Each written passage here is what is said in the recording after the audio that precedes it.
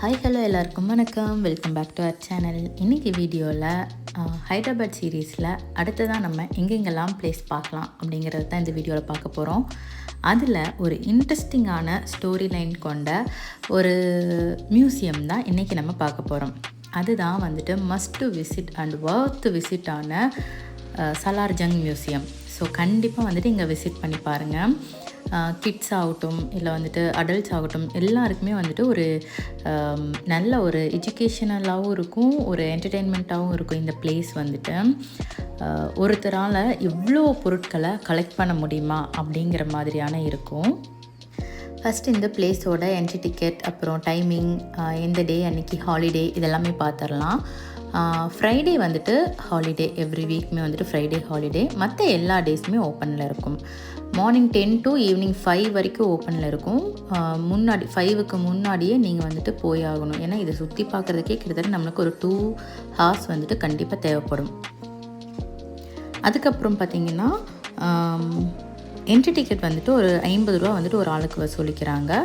அதே மாதிரி mobile phone எடுத்துகிட்டு போகிறதுக்கும் 50 ரூபா வசூலிக்கிறாங்க.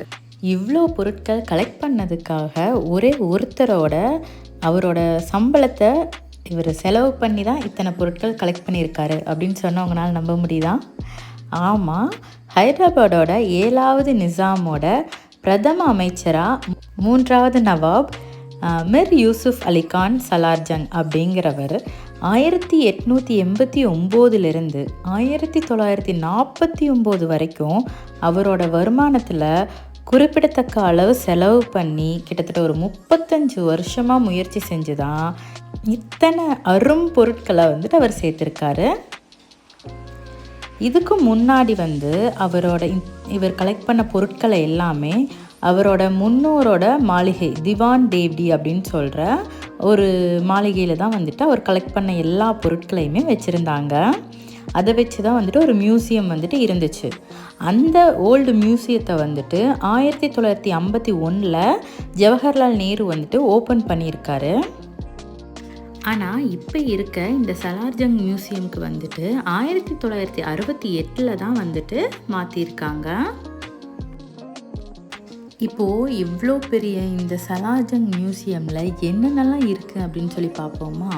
நான் சொல்கிறது மேபி ஒரு 1% தான் இருக்கும்னு நினைக்கிறேன். ஆனால் இங்கே நீங்கள் போய் பார்த்தீங்க அப்படின்னா அத்தனை பொருட்கள் இருக்குது. இப்போ நீங்கள் பார்க்குறதெல்லாம் கூட வெள்ளி பொருட்கள், ஜாடி அந்த மாதிரியான பொருட்கள் எல்லாம். ஜென்ரலாக என்னென்னலாம் இருக்குது அப்படின்னு சொல்லி பார்க்கலாம்.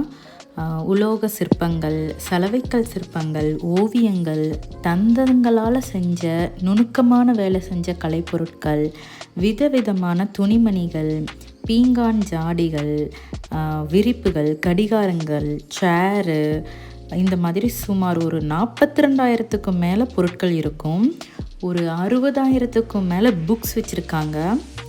950 ஒரிஜினலாக அவங்க கையால் எழுதியிருப்பாங்க இல்லையா, ஸோ அந்த மாதிரியான பிரதிகள் எல்லாமே வச்சுருக்காங்க. குரான் வந்துட்டு விதவிதமான சைஸில், கோல்டில் அந்த மாதிரியெல்லாம் பொறிக்கப்பட்ட குரானெல்லாம் வச்சுருக்காங்க. இந்த ஸ்டாச்சு பாருங்கள், 2 சைடு, அதாவது ரெண்டுமே ஃப்ரண்ட்டில் ஒரு மாதிரியும் பேக்கில் ஒரு மாதிரியும் தெரியக்கூடிய சிற்பம் இது. அது மட்டும் இல்லாமல் இன்னும் என்னென்னலாம் இருக்குன்னா, பெரிய பெரிய லைப்ரரி இருக்குது, ரீடிங் ரூம் இருக்குது.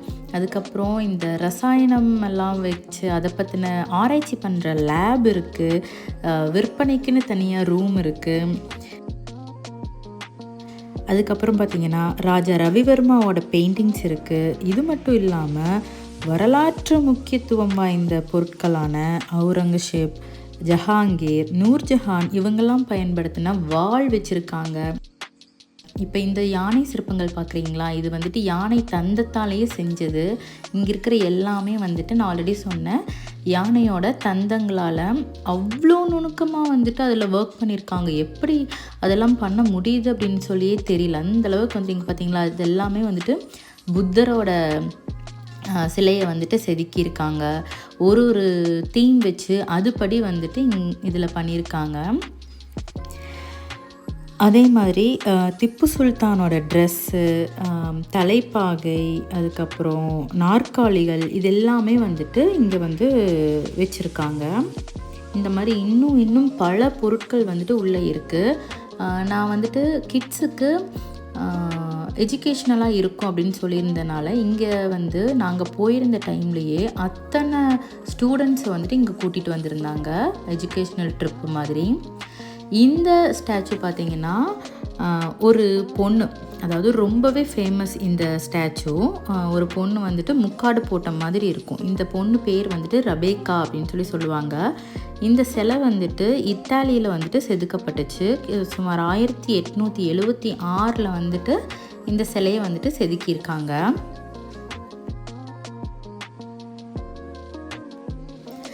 இப்போது இந்த சலார்ஜங் மியூசியமில் இருக்கிற பொருள் எல்லாம் பார்த்திங்கன்னா இப்போ இருக்கிறதுக்குள்ளே பாதிக்கு பாதி தான் இருக்குது அப்படின்னு சொல்கிறாங்க.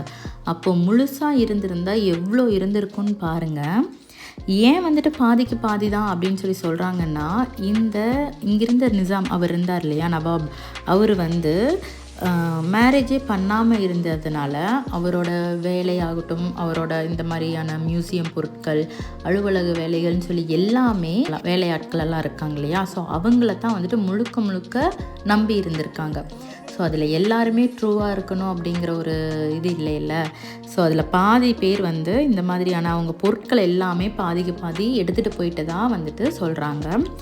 அதே மாதிரி அந்த அவங்களோட முன்னோரோட பேலஸில் வச்சுருந்தாங்க இல்லையா, அங்கே இருந்து இந்த பொருட்களை எல்லாமே ஷிஃப்ட் பண்ணும்போது பாதி பொருள் காணாமல் போனதாகவும், பாதி பொருள் வந்துட்டு எடுத்துகிட்டு யாராவது திருடிட்டு போயிட்டதாகவும் வந்துட்டு சொல்கிறாங்க.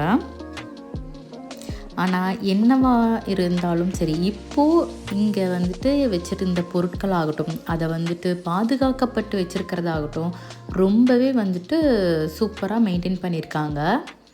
இந்த வீடியோவில் சலார்ஜங் மியூசியம் எப்படி இருக்குது அப்படிங்கிறத பார்த்தோம். ஹைதராபாத்தில் வேறு என்ன இடங்கள் பார்க்கலாம் அப்படிங்கிறத நெக்ஸ்ட் வீடியோவில் பார்க்கலாம். அது வரைக்கும் டாடா, பாய்.